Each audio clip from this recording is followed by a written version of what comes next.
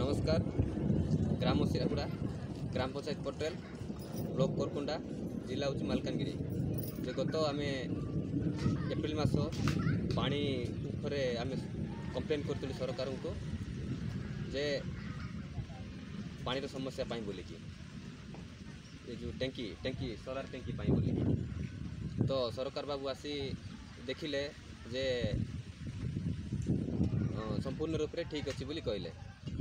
पुणी गाँव दी जन थे ये मजबूत थे मैंने उपस्थित थे से कही गले जे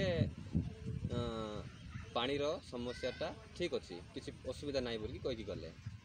पुणी पुणी आउ पैसा कलेक्शन बोलिकी कही गले जे पैसा कलेक्शन कर पुणी से जो पानीर टांकीटा से जो आमर नलटा आउ जे आमर ए नलटा रिपेयर करने बोलिकी निज निज पैसा कलेक्शन करी निज गाँव पैसा कलेक्शन कर बोली करी संपूर्ण रूप से ठीक कर बोलिकी कहीकि गले।